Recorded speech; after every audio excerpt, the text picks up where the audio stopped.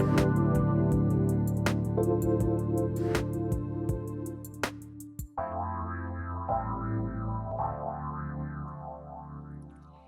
everybody. I'm Keri Nail, and you're listening to Nailed It Radio with me and Dr. Pat.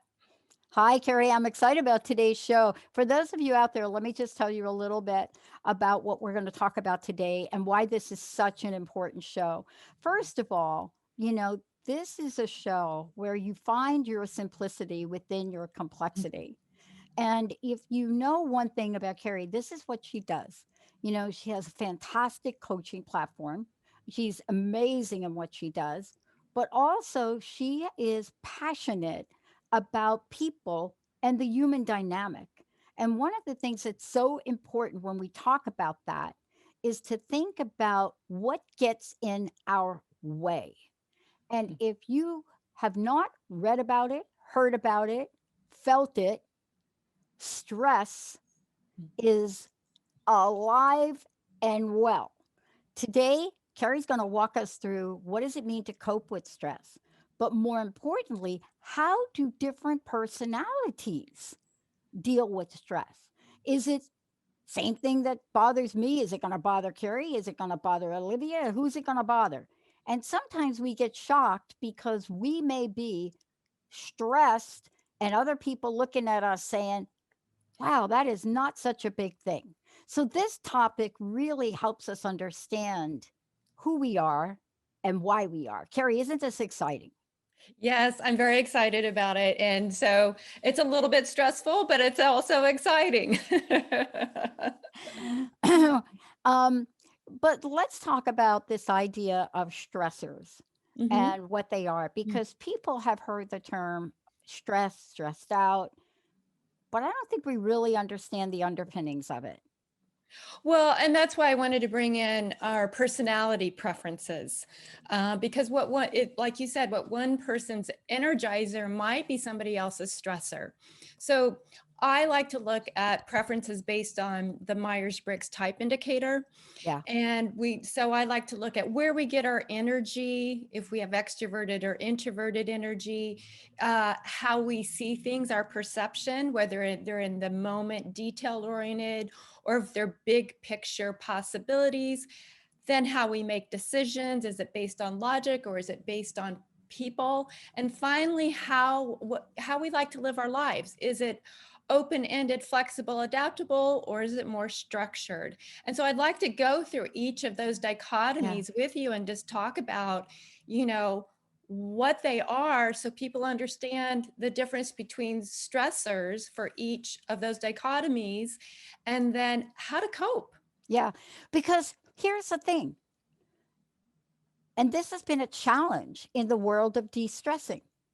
It is not a one size fits all. Right. And how many corporate programs have you been involved with or I've been involved with where you go in and there's this blanket program and there is this blanket solution, Mhm. and some people are not able to do it because there's absolutely zero attention to who the people are. So take us through this. This is exciting. Absolutely. It's kind of like meditation and breathing too. Some people can do it for a long time, some people can do it for short periods. And so Yeah, just 3 seconds. understanding that. So if we have outward energy, extroverted energy, we get our energy from people and by doing things. And people who have more inward or introverted energy get their energy from sitting still and reflecting. And so I know when I've been cooped up too long and sitting still, I got to go move. And when I'm with my introverted peeps, I know that after they've been processing out loud with people they work with, they need to come home and relax and chill and be quiet. So just remember that for for an extroverted person, moving around creates energy and helps relieve stress. For an introverted person, they need downtime and sleeping and Mhm. relaxing and peace and quiet. And also, and I've heard you talk about this, I know you're going to talk about it today, is, and there are a whole bunch of other layers Mhm. of different type of people in between that. And Mhm. so you can be an introvert, but maybe you're not quite the introvert. And you and I have talked about this. I've taken the Myers-Briggs a number of times, only because people have asked me to take it again because I score so high on the introvert scale. Mhm. But look at what I'm doing for a living. And when Mhm. I tell people I'm an introvert, they're like, no, no way. Come on out, dance with us. You're not an introvert. So maybe today you will help us with that. Well, that's just it. You're doing this all day long most of the time, right? Yeah. And so going out dancing afterwards is not going to be your thing. You're probably going to want to go home and have that peace and quiet and relax and I don't know, play ping pong or That's whatever. it. and and I get my energy. I could do a workshop all day. And so also remember we do both. It's just we lean towards one or the other. It's kind of like a cell phone. One an extroverted cell phone's battery is going to last longer and then it's going to have less time downtime to recharge. An introvert's cell phone battery is going to only be on for maybe an hour and then it's going to have to sit still for 8 hours to recharge, something like that. So I could do a workshop all day long and then sit down, have a break for an hour or whatever. And then, yeah, I'm ready to go out and go dancing or socialize with friends. Yeah.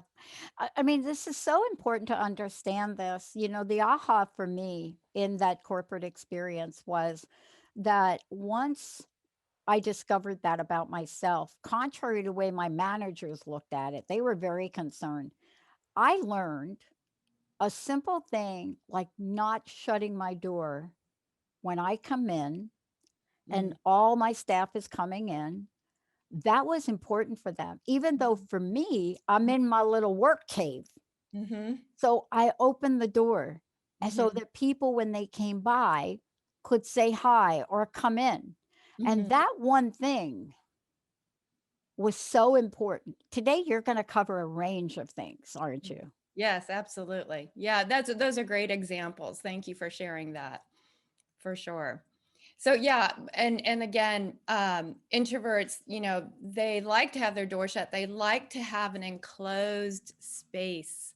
And for extroverts, we like to have wide open. We get our energy. I love walking out the door and there's traffic and people and activities and buildings and whatever. Going out to nature. There's a thing called forest bathing and just getting your energy from nature as well, which can also be helpful for an introverted Yeah, person as well. totally. And so Totally. there's no right or wrong way. We do both. When I go through each of the dichotomies, there's no right or wrong. We do both. It's just that we lean towards or start with one, and depending on our situation, and if we're doing something in our day-to-day lives all day long that may be opposite of our natural preferences, then we're going to need to go spend that time to recover based on who we are and our natural preferences. And that's why I'm really excited about today because you're going to walk us through, how these dichotomies, and we're going to talk about perception and sensing and intuition and coping and, all of the things that come up when we're looking at who we are, right? Mhm. Because it isn't just the fact that someone is an introvert, there are other things that put things into motion Mhm. and play. And that's why this is so important to understand and get back to the fact that the work you do Mhm. doesn't stick people in a box. No. It's you help people understand the full nature of who they are. Yeah, it's coming to your core. It's understanding who your core because the belief is these are innate preferences. And then we behave based on these preferences and our environmental factors of how we were brought up and where we were brought up and what our gender and our age and things like that. But our core preferences don't change. And so when we are all complex human beings. And so just coming back down to that simplicity of understanding the core, then you can go out and look out again and see, oh, this is why I do what I do. And oh, if I want to change a situation, this is the best way I can change it. These are my strengths and these are my challenges. And who might I go to that my challenges are their strengths and ask them for help? That's really the core of what we're going to talk about today. But what I love about this, Keri, is we're going to talk about solutions. We're going Hmm. to talk about if you understand this aspect of who you are, this Hmm. is what you can do. Yes. Even if other people around you don't quite understand that about you, this is what you can do to get some relief. Before we go to break, I want to make sure people know how they can work with you. Also, tell us a little bit about the work you do, especially around this. Yes, thank you. I can be reached at kerinail.com, KERINAIL.com. And that's on my website. And my email is Keri@kerinail.com. I think I said that.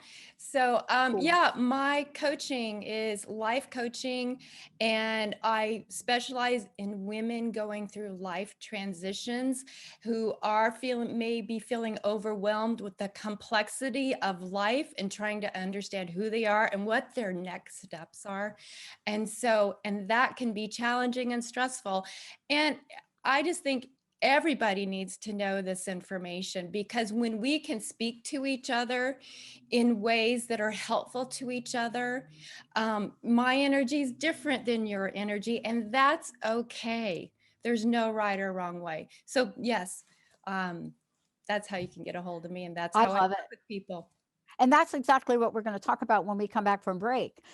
How do you cope with stressors if dot, dot, dot, dot, dot? When we Mhm. come back, we'll fill in the blanks for you. Let's take a short break here. We'll be right back with Keri now.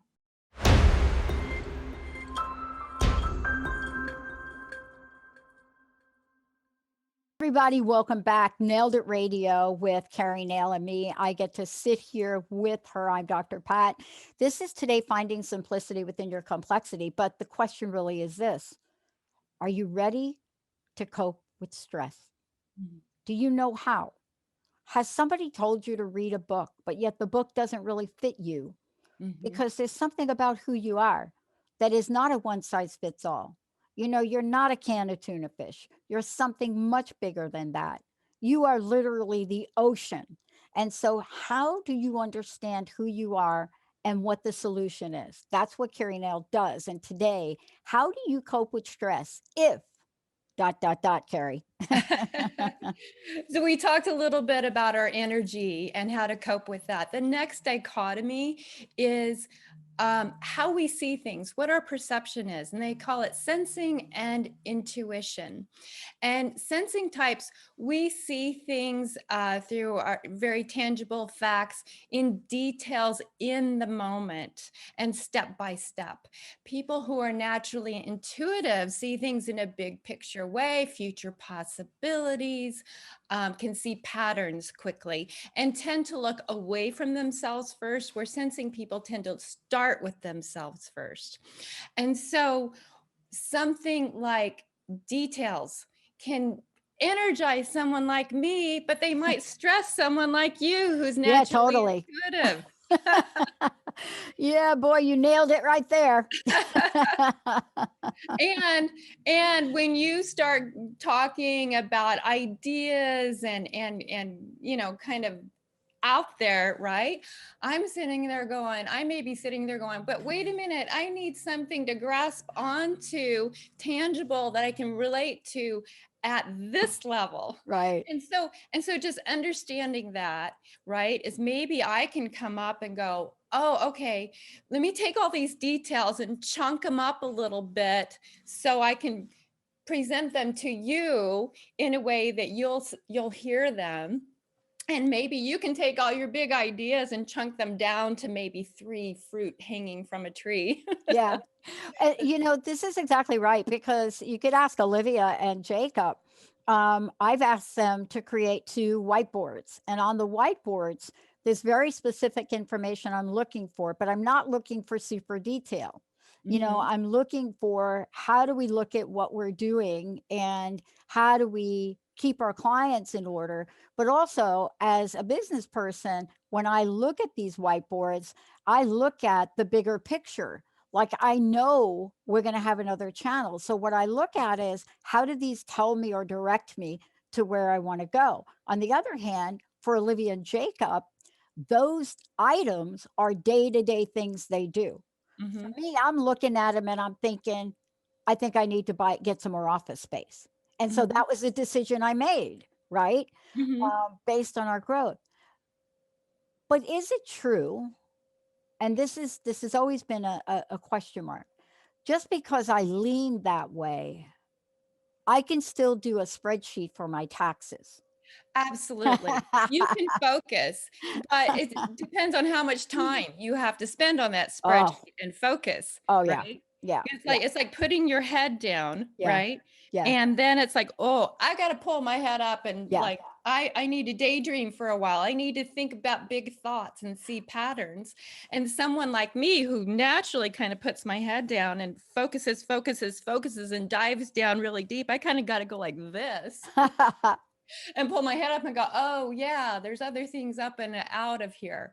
So we can do both. And I can certainly, think about big ideas and big thoughts. Yeah. And I'm starting to look more at patterns. And part of it is as we do mature, we are able to be more patient with ourselves and with others so that we can have a self awareness of who we are, what our strengths are, and then having an Yeah. appreciation and awareness of others' strengths and challenges. Now, let's talk a minute, if we could, specifically about this idea of perception Hmm. and this idea of what when we talk perception in this realm, what are the things we're looking at? Are we looking at, this idea of sensing and what you just described? Are we looking at intuition? And how do we know what my language, the sort of remedy is? I mean, we just had two great examples, right? I can put my head down, but then I get to the point where I got to watch the movie Godzilla and King Kong Yes. that's coming out, right? I mean, Uh-huh. I'm like doing my taxes and I'm thinking, when's that movie out? When's that movie out? Uh-huh. Right? Hmm. Um, and we should allow ourselves this. So, can you talk about the coping mechanisms so people understand that if they're not you and me, there are other things they can do? Yeah. So just for myself, I know when I am surrounded by big picture people or doing big picture thoughts and ideas, when I need to take a break, I will grab my phone and turn on my solitaire game. That's it. Because also that's these letters, that Myers-Briggs, I want people to understand the meaning behind these letters, but there's Yeah. actually a formula. So my dominant function, I extrovert my feeling, my decision making, and I introvert my sensing. So when I am doing big picture thoughts and ideas, I need quiet time to do detailed stuff. So anything that's detail oriented, I might pull up a spreadsheet to get me back to equilibrium. And with someone like you who's intuitive, if you're dealing with too many details, it's like let yourself, well, what do you do? What do you do to bring yourself back to equilibrium? Well, I'll tell you, there are a couple of things. One of the things I know you wrote down is I can't show you here, but if you were to look around, you'd see some abstract art that I created. You'd see some very special symbolic representations of, two particular sculpted heads. You'd start to see that. For me now, in what in Transformation Talk Radio and the Transformation Network, that's where I go now because it's the creation of this new realm of this. Mm-hmm. It's taking detailed technology now and bringing it into this new design form. Mm-hmm. And I love that. And people say, gosh, you're spending so much time on that. And I think about it and I don't remember even when I started it. So Mm-hmm. it's like time stops. So Yes. that's just a little bit for me. Yeah. Well, so yeah, some things I did write down, like people like me, we like detailed jigsaw puzzles, and we can focus on that like for a long time. And I love those little paint by number things, those little Yeah, coloring things now. I yeah, get my little colored pencils out. yeah. Well, my sister, who's big picture, she paints her whole house, the outside of her house, right? Or she paints abstract art. My art, I'm looking at some of the art. You can't see it behind me. Oh yeah, you can. That's mine. That's it. That's beautiful. Is very detail oriented. Yeah, it's beautiful. And even swimming, I'm a swimmer and I love to swim laps in a pool. And I hear big picture people say, oh my gosh, that's so monotonous. They like to go swim laps in the ocean because they can You're see. so right. I mean, Linda's so much like you. And so it's fascinating when we have our downtime. And so the downtime is exactly what you said. So Linda will absolutely take out one of these notepads and start these bubble games, or in the morning goes right to Sudoku and Mhm, can sit there in the morning. This is my morning energizer thing. I'm going to have coffee and Sudoku. And mhm, I'm just going to do that. But puzzles, that's her thing, puzzles. And so what's interesting is anytime the puzzle comes out, right? It's like, come on over here and help me. Come on over here and help me. And I'll come over and I'll do a couple of little pieces and I'm done. And then mhm, I'll go away and then I'll come back and do a mhm, couple little pieces. mhm. Um, and if we could acknowledge those differences in each other, Yes. that's how we eliminate stress between people, Yes. by And ourselves. understanding that. Yeah, and understanding that about ourselves too, so that we do know that why am I getting if I go do something that my husband wants to do and his preferences are different than mine and it stresses me out and I come down on myself because I'm not enjoying it as much as he is and I don't Yeah. know why and I'm getting irritated. Well, then or vice versa, it's just and then it's, "Oh, you know what? Then you can have a really great conversation with people in your lives. Hey, a lot of times I'll need to while he's recovering, having his downtime, and his big picture way of seeing things, I need to go out and expend my energy and do something detail oriented so he can recover and I can recover and then we come back. I Yeah. have a great story to go with all. Once we go through all the preferences, I've got a great story. Well, I think it's really important because, Jessica, I know Jessica tells anybody that works here, Olivia, Jacob, this is how you have to work with Dr. Pat. Mhm. And so what she explains is that don't spend 5 hours on creating a lower third or an opener, because 99.9% of the time, that's not the way my creative juices work. I have to see it. So she's always coaching people to say, do a couple of rough cuts, stick it in front of her, because then you're going to get a sense, is this the direction we want to go? Is this the right color scheme? And it takes you 10 minutes to do that. Mhm. And don't take anything personally, Mm. because that's just my process. I rarely get something the first time. That's just my brain. And when you couple that with being learning different like I am, you have to see it to Mhm. know. And Mhm. so when we come back, this is so important in this next segment, because this is, how do we get a thinking person and a feeling person in the same room and get anything done? Yes. How do we do that? Even dinner. How do we get this done? Let's take a short break, everybody. We'll come back. What are you? Are you think you're sensing? Are you, and what is it? What is it? Are you thinking? Are you feeling? Do you know somebody that's thinking, but yet you're feeling? How does that work? Can that even happen? We'll be right back with Keri now.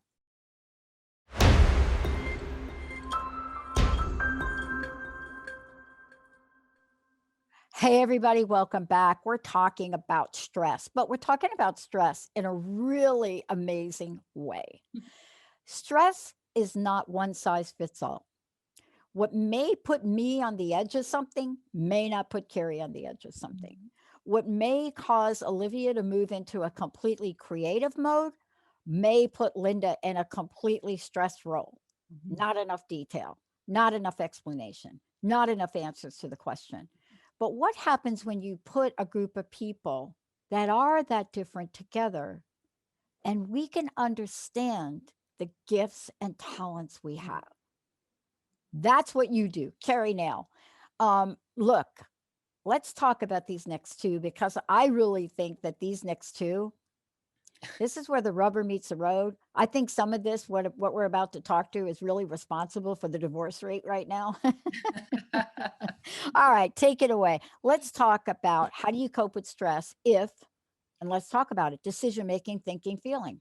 Yeah, yeah. So the third dichotomy is how we make decisions. And again, like you said, it's called thinking and feeling. And so thinking types prefer to make decisions based on logic and principles. And, they use their head. You say head versus heart.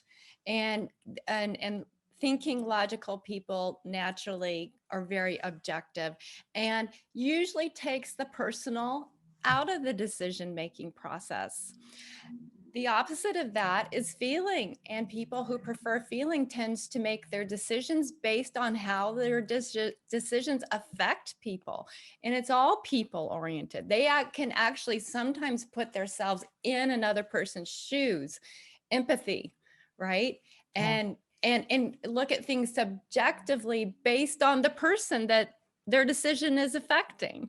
yeah, And so the difference between the two, you had mentioned before the commercial break that you have to sometimes let your staff know, don't take it personally when they present something to you. yeah, And as a feeling person, we take everything personally. right. And so ways to relate and communicate with each other is so helpful. So as a thinking person could say to a feeling person, hey, I just want to appreciate your efforts, because you were talking about the effort that they did put into Yeah, that.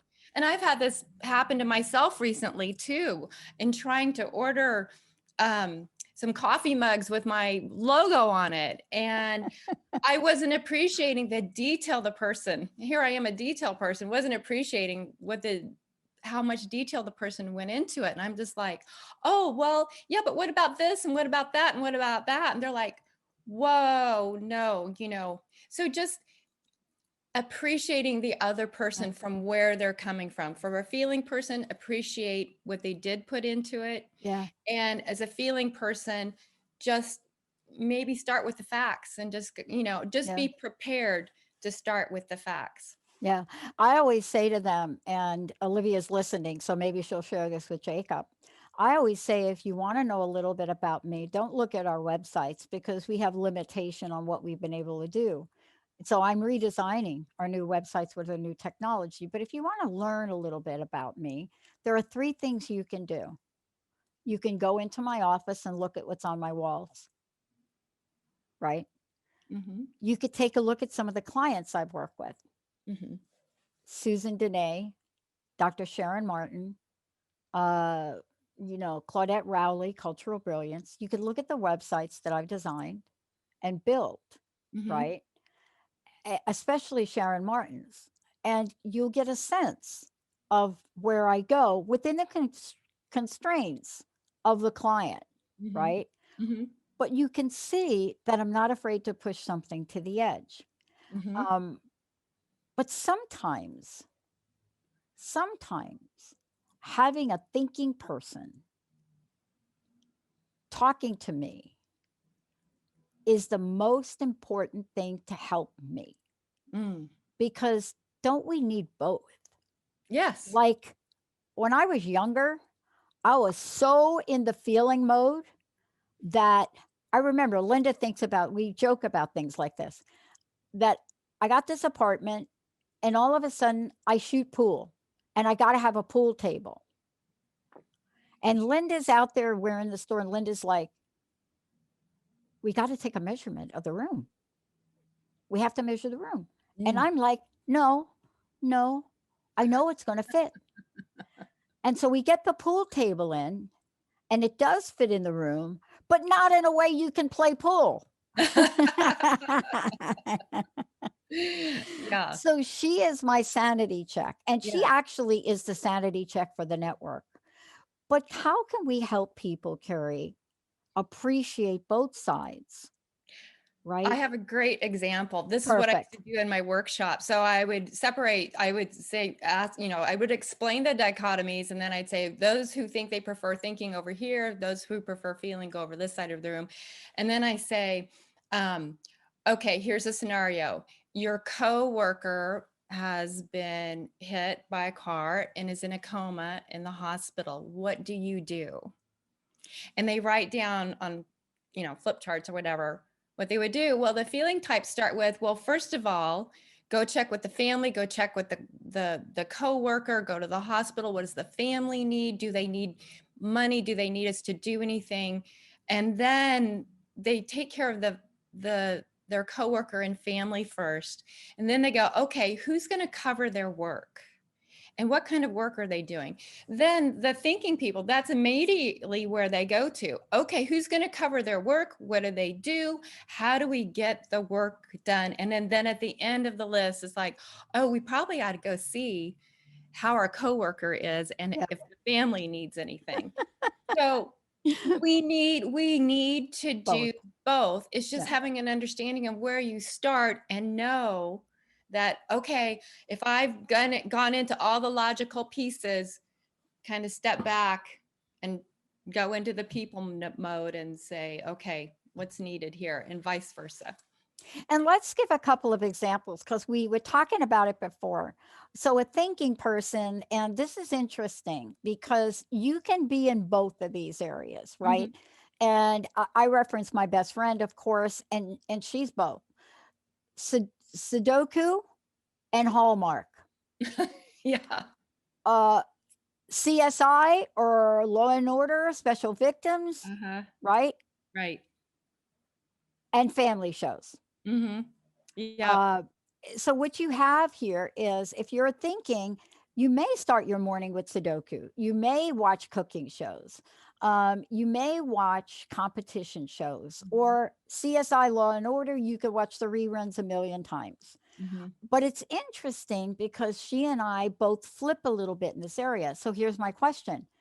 It isn't a one size fits all. You can have attributes of both, Yeah. correct? Yes, absolutely. And situationally too. Okay. Right? So a situation, just working on my taxes right now is getting those ready, right? And it's all dry and numbers and spreadsheets and forms and yeah, yeah. So to recover from that, I'm not going to sit there and watch the news all day. No, no. Yeah. Yeah. Yeah, I'm going to do so. I'm going to want to be around friends, empathetic friends, right? That we can just share what's going on in our lives and the people in our lives and that sort of thing. Mm. And someone who has dealt with a logical person who has dealt with people issues all day long, right? Are going to want to just end their day playing Sudoku Yeah. or, watching a documentary about lots of facts or watch the news. Just come home and watch the news, right? Yeah. And it's so good to appreciate this because I mean, this is at the core of all relationships. Mm. So what we're talking about, affects our personal life and affects our business life. And my discovery of this in the corporate world helped me understand, the different ways this plays into being because when you're working on a project, you've got to consider all types. And Yes. what I learned is I will never give the spreadsheet assignment to the big picture person if I'm in a deadline. Now, I may do that to help and develop and grow somebody, Mhm. but if there's a deadline, I'm going to take the spreadsheet person and give them the tracking and the budget. And the other person, I'm going to write me a policy in the Mhm. workplace that doesn't exist for women. Mhm. When we come back, how do we bring this all together? Because there's a couple things we haven't talked about. Mhm. How do we bring this together? And what do we do if we do have somebody in our life that has an opinion about everything? The hair color, the shirt you're wearing, they are just the human scanner. We will scan the entire deal and let you know you have too many plants, too many twinkle lights, and where did they come from? Making sure, where do those people come from? And then how do you work together with that? What is happening when we're looking at these personality types? When we Mhm. come back, we'll talk about that and much more. We'll be right back.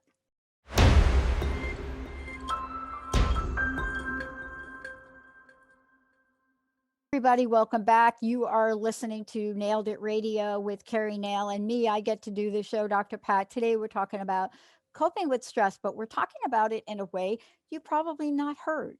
How do you understand your personality preferences and how does that help you cope with stress? That's what we're doing. Today we've covered so many things. We've talked about intuition, we've talked about introverts, extroverts, we've talked about sensing and intuition and thinking and feeling, and how do you cope with that? How do you get relief? Now, Keri, you're going to take us on a walk, putting it together now in the outer world, because it's one thing for us to be in a bubble, but now we got to go out. Yeah. So the last dichotomy, it's called judging and perceiving. Those words are used because of the formula, but what they mean is people who prefer their lifestyle to be organized, structured, time oriented, wants to make a plan, check it off and move on, likes rules and regulations because it brings order and structure. That falls under the J, judging. The other dichotomy is called P, perceiving, and that's people who prefer to live life, go with the flow, no structures, no boundaries, just be relaxed. And it's about the process, not necessarily the end point. Mm-hmm. And so they tend to see things, live life in gray zones, right? All possibilities, whatever happens last minute, they get energized by last minute pressures. Judging people prefer to plan ahead and get things done so they can kind of sit and relax. They like to get to the airport early when we can all fly again. They like to get to the airport early Right. and then sit and relax. Perceiving preference, people tend to like wait till the last minute because they're still trying to get things done because they're all the possibilities are going. So I've got a great story.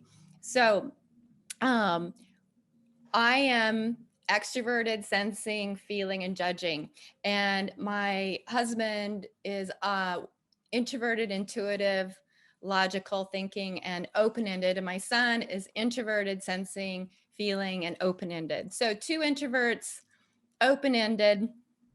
We would go on vacations. My husband would we would all figure out where to go. He would make all the big picture details, the flights, the hotels, and then I would make detailed lists of things we could do there. I would do the research, and we would go on vacation. If they followed my plan, they need a vacation from our vacation.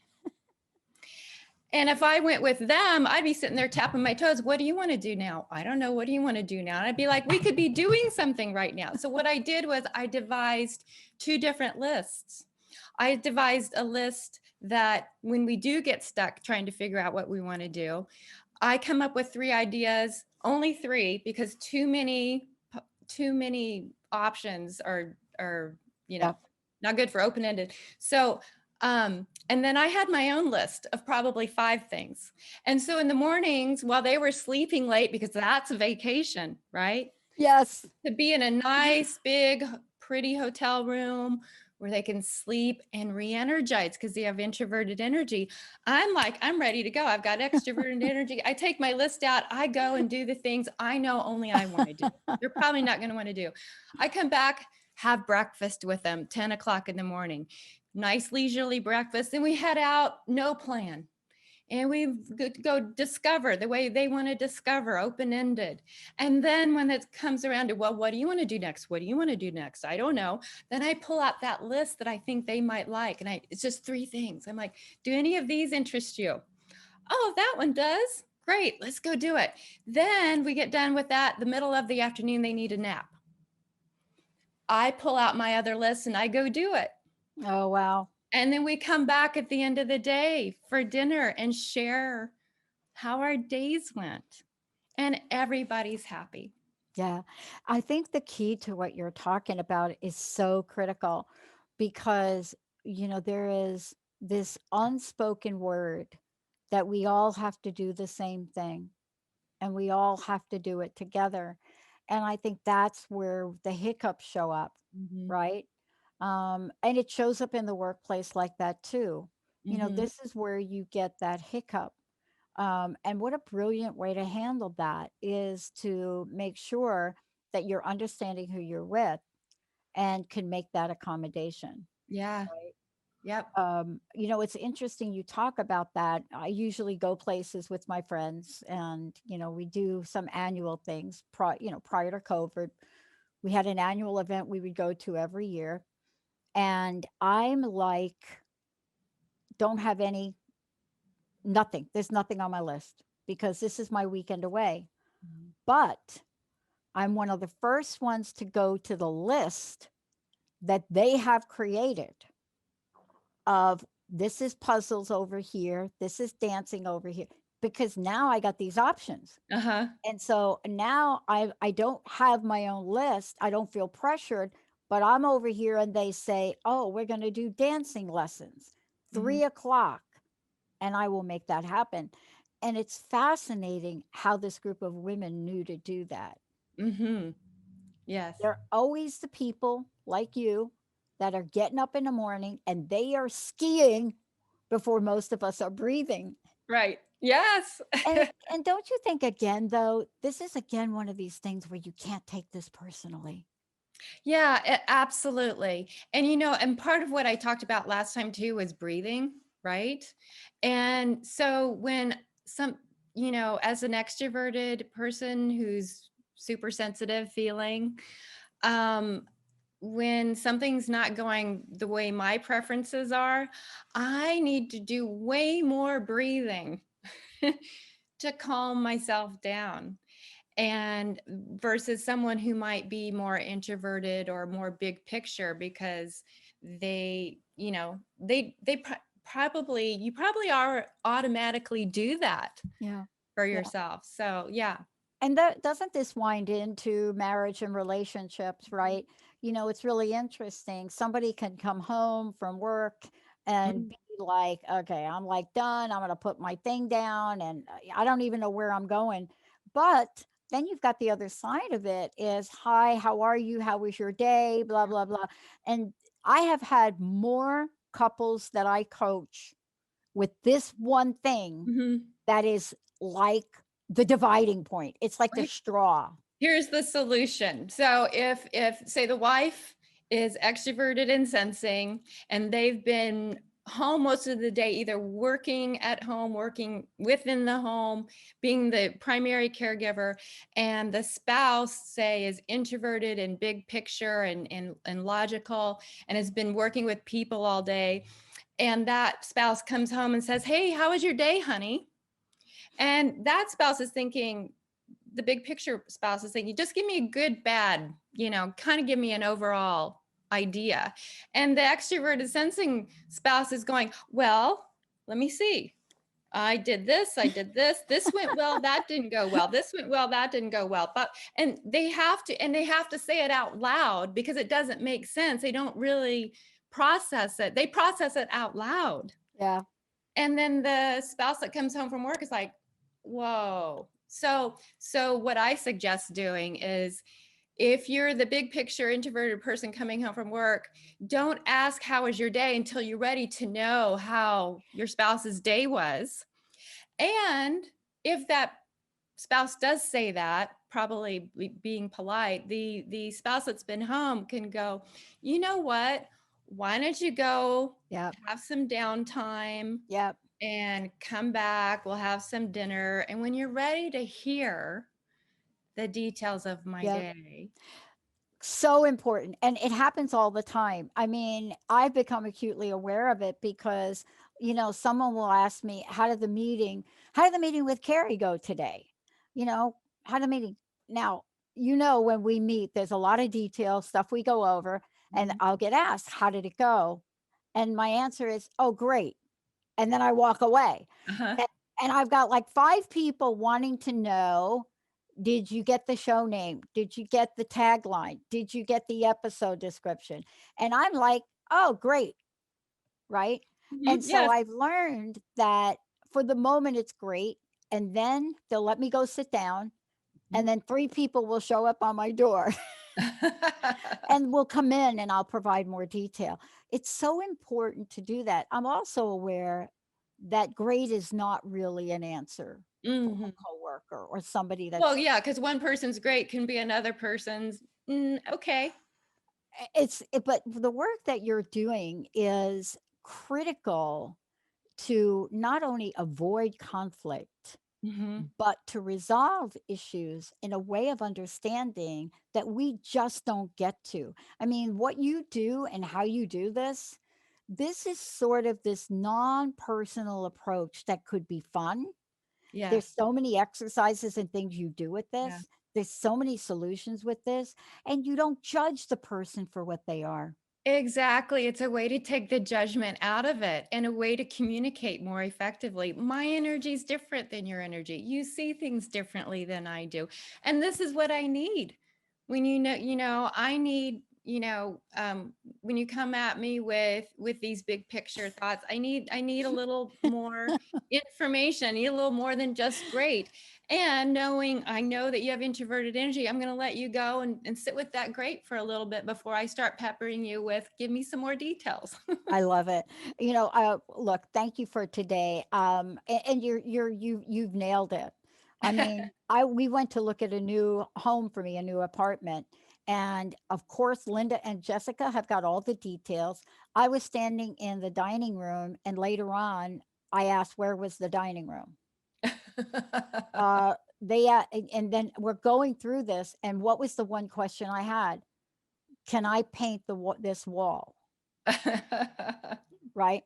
Yeah. But look, thank you for what you do. First of all, how do we find out more about you? How do we work with you? And then I'd love to know your closing message, your personal message for today. Yeah. So you can reach me at my website, which is kerinail.com, or you can send me an email at keri@kerinail.com. And I just want everybody to realize that taking this new understanding, new awareness of your and others' preferences, um, just can bring less stress and more enjoyment and more peace to yourself and with each other. And then, you know, I don't want to be a Pollyanna, but then that just spreads out into the world. When you have the patience to appreciate each other's similarities and differences, it makes all the difference in the world. Thank you for that. And I want to add on, we've shared some funny stories. Sometimes we have to just laugh at ourselves too, don't we? Yes, exactly. Exactly. I love it. Carrie, now thank you so much for Thank today. you. This was so fun. And boy, I'll tell you, you are right in the core of helping so many people, especially during these COVID times. Mhm. They so need what you're doing. Thank you so much for all of it. You're very Wow. welcome. Olivia, thank you for pushing all the right buttons. And everybody out there, thank you for being the best audience on the planet. We'll see you next time. You've nailed it. Thank you for listening to Nailed It Radio. Find your simplicity within your complexity with me, life coach Keri Nail, and my co-host Dr. Pat on transformationtalkradio.com. I'm at my best when I'm helping others be their best. Tune in next time for more tips and stories on what it means to become whole and integrate into your true self. To subscribe to this show and get more information about how I can help you be your best, visit kerinail.com.